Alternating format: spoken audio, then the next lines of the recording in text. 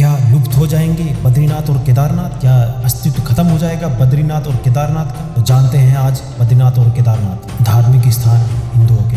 तो भविष्य में गंगा नदी स्वर्ग चली जाएगी। क्या स्वर्ग चली जाएगी? फिर गंगा किनारे बसे तीर्थ स्थल का कोई महत्व नहीं रहेगा, वे नाम मात्र के तीर्थ स्थल होंगे। केदारनाथ को जहाँ भगवान शंकर का आराम करने का स्थान माना जाता है, वहीं बद्रीनाथ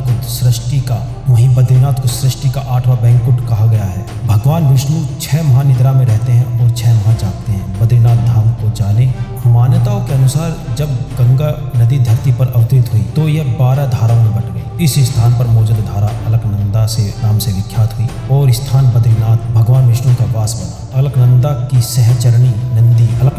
सहचरणी मंदाकिनी नदी के किनारे केदार घाटी है, जहाँ 12 ज्योतिर्लिंगों में से एक सबसे महत्वपूर्ण केदारेश्वर। यह संपूर्ण इलाका रुद्रप्रयाग जिले का हिस्सा है। रुद्रप्रयाग में भगवान रुद्र का अवतार हुआ था, लेकिन 12 धाराओं में से अब अलकनंदा उसकी सहयोगी मंदाकिनी का ही अस्तित्व बचा हुआ है। तीसरी, आगे चलकर वह नदी जिसे गंगा कहा जाता है। लगातार हो रहे खनन, जंगल कटाई और नदी किनारे बढ़ रही जनसंख्या और धार्मिक क्रियाकांडों के चलते जहाँ नदी का जल स्तर घटा है, वहीं ये नदियाँ दूषित भी हो गई हैं। केदार घाटी में 2 पहाड़ हैं, नर और नारायण पर्वत।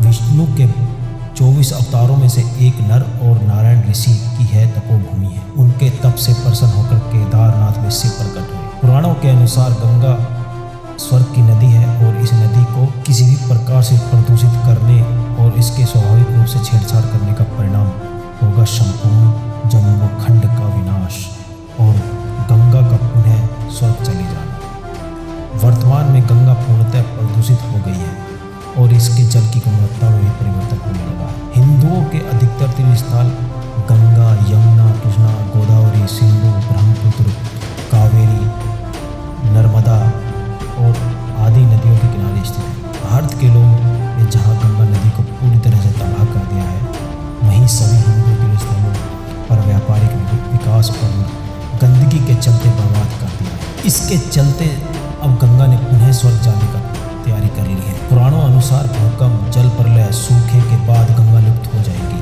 और इसी गंगा की कथा के साथ जुड़ी बद्रीनाथ और केदारनाथ स्थल की रोचक कहानी।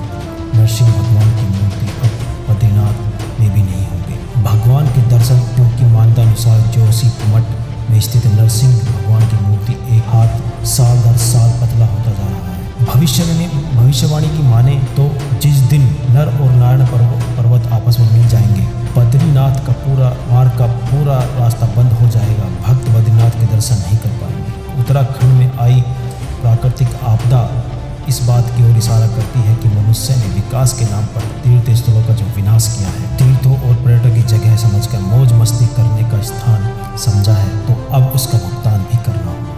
पुराणों के अनुसार आने वाले कुछ वर्षों में वर्तमान बद्रीनाथ और केदारनाथ धाम बिल्कुल लुप्त हो जाएंगे और वर्षों बाद भविष्य में भविष्यवद्री नाम एक नए तीर्थ स्थल का उद्गम होगा। अलकनंदा और मंदाकिनी इन दोनों नदियों का पवित्र संगम रुद्रप्रयाग में होता है और वहाँ से यह एक धारा बनकर पुनः देवप्रयाग में भागीरथी गंगा से संगम करती है। देवप्रयाग में गंगा उत्तराखंड के पवित्र तीर्थ गंगोत्री से निकलकर आती है। देवप्रयाग के बाद अलकनंदा और मंदाकिनी का अस्तित्व विलीन होकर गंगा में समाहित हो जाता है तथा वही गंगा प्रथम बार हरिद्वार की समतल धरती पर उतरती है।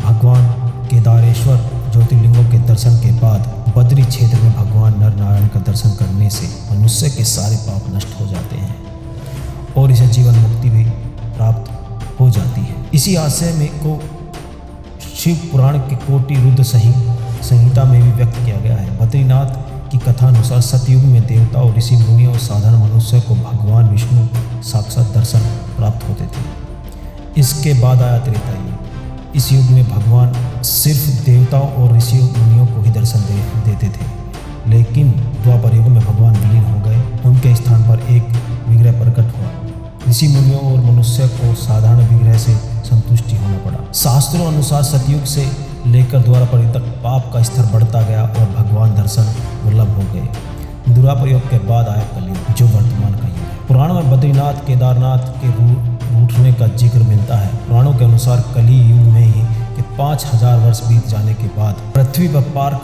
पाप का साम्राज्य होगा। कलयुग अपने चरम पर होगा। तब लोगों की आस्था लोभ, लालच और काम पर आधारित होगी। सच्चे भक्तों की कमी हो जाएगी। ढोंगी और पाखंड भक्तों की साधुओं का बोलबाला होगा।